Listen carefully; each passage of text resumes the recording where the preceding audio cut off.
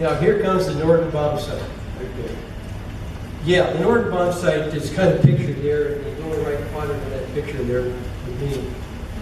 And I'm not sure what the Navy and the Air Force had expected us to do with the Norden bomb site, because again, it was most active, most effective at 20,000 feet. And if you can imagine trying to look through a bomb site when you're at 500 feet, looking down a green canopy, it just doesn't work. Even at 5,000 feet, looking through the Norden bomb site, things were happening so quickly.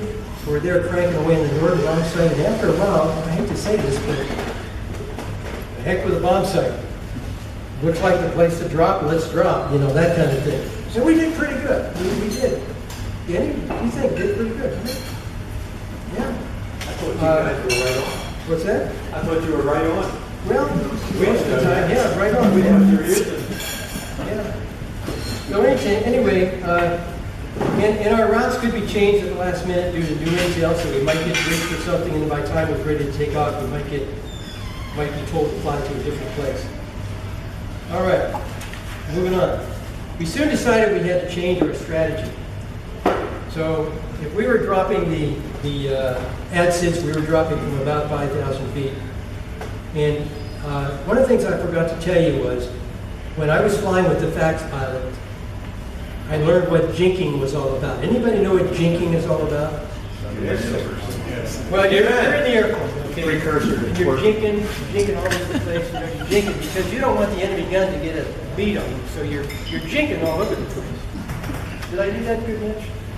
Very good. And that was nice. So you're jinking, okay? So they wanted us to jink in the P2, but it's a little bit harder to jink in the P2. Big airplane just doesn't work that way. Anyway, we would fly from, let's say, 5,000 feet, and we'd drop our things at 5,000 feet, and then we could dive down to the deck and fly back home. The typical mission might have been, what, 45 minutes? Or something like that. It was a relatively short mission because we were right across the river from the Mekong Delta. You know, it's just a hop, skip, and a jump over the bombs. And when we were dropping the Aqua buoys, we dropped from 500 foot. So we had all sorts of strategies. We would climb to high altitude, dive down, level off, and come into target run at 500 feet. Or we would, start at 500 feet, fly at 500 feet all the way. We even had a couple times when we took off and stayed at 50 feet and flew at 50 feet all the way to the target.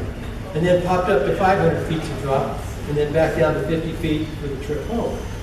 So these strategies I think were pretty effective. We don't really know for sure. The missions were fairly routine from November through December. And then Bob Hope shows up at Christmas with his entourage. And we were all encouraged to write home and tell our friends and family and loved ones what a great time we were having in South.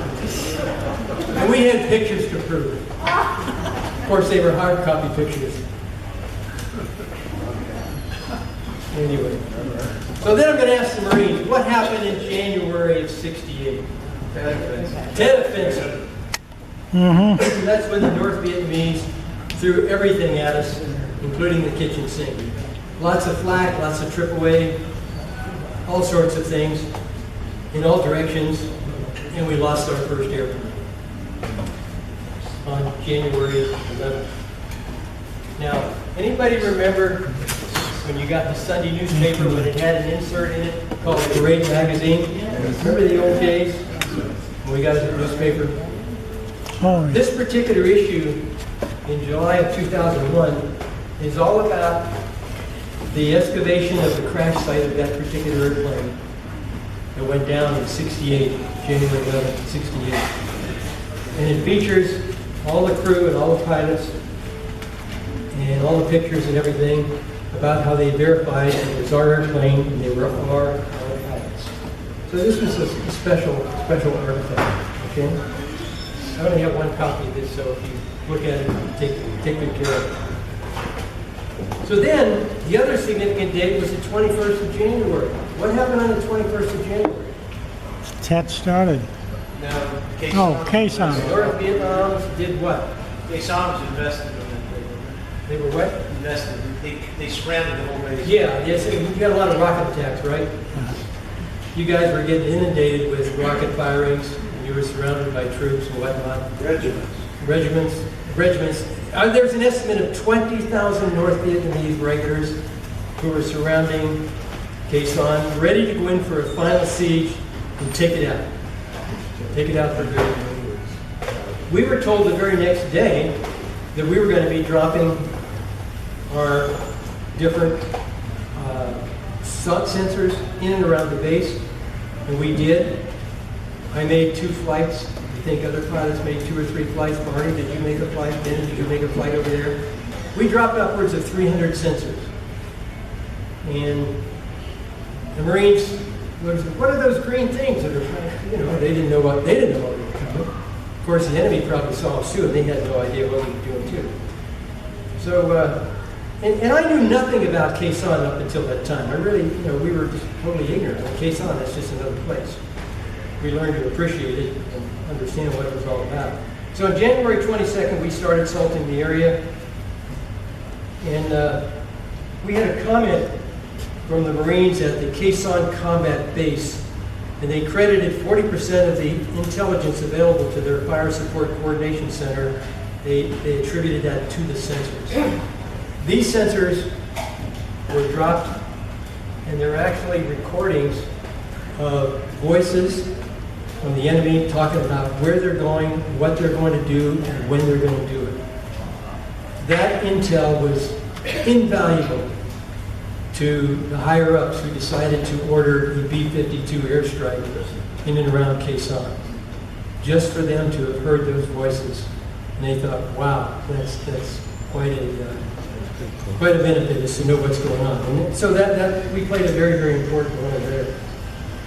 So we knew exactly where the enemy was, and the B-52s. And you know, you don't just, excuse me, take a B-52 and drop bombs somewhere. I mean, it's a massive airplane, and you're dropping from 20, 30,000 feet, and you've got to be, I don't know how wide that perimeter was. How wide was it?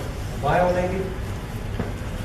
Yeah, they hit that perimeter, and they wiped out a lot of those troops, A lot of trees jumping too. A lot of jungle, a lot of trees, right.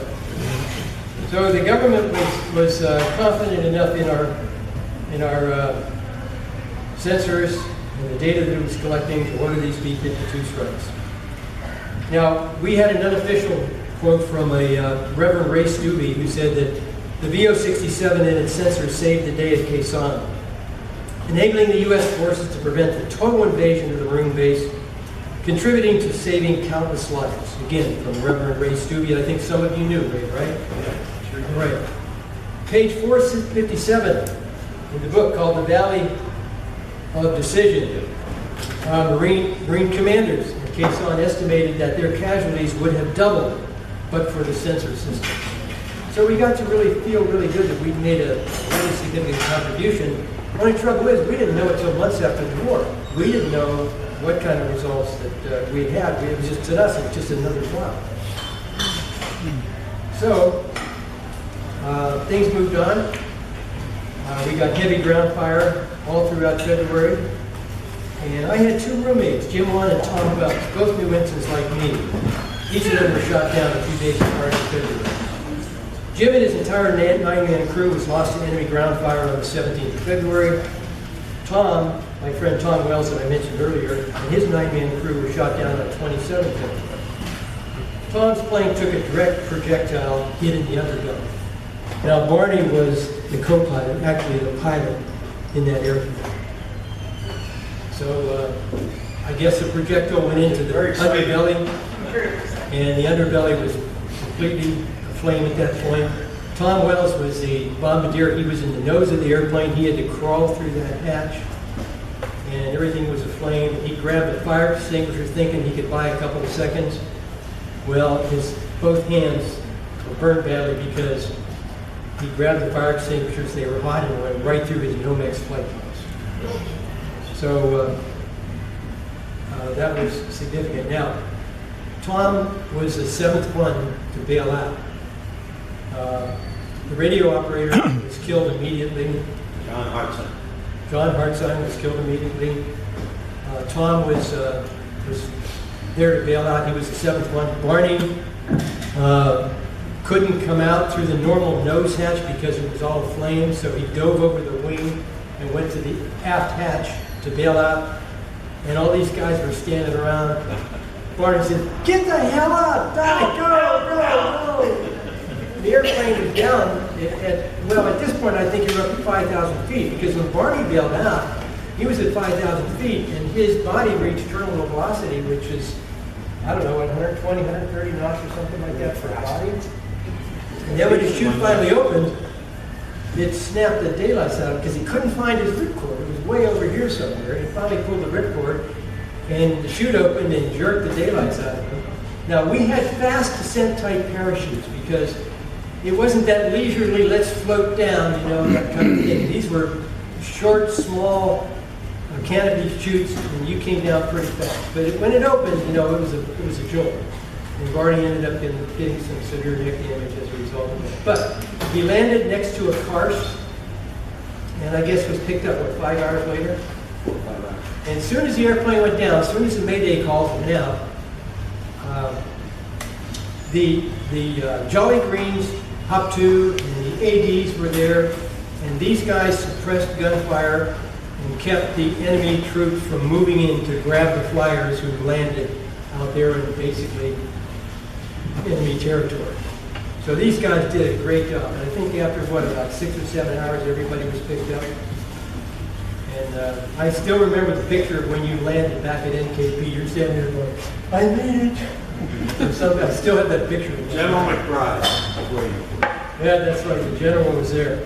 So what's interesting is that the National Geographic got wind of this, and they featured a complete story on that rescue because there were 7 airmen who were rescued that day, and all these Air Force assets were there to protect them until the helos could pick them up. And the story is featured in National Geographic in the September version of 1968. And this is a pretty accurate picture of what it actually looked like. And believe me, all those airplanes that you see were actually in the sky. There must have been 30 to 40 airplanes that were flying around protecting these guys until they could be picked up by the Germans. Amazing. So we try to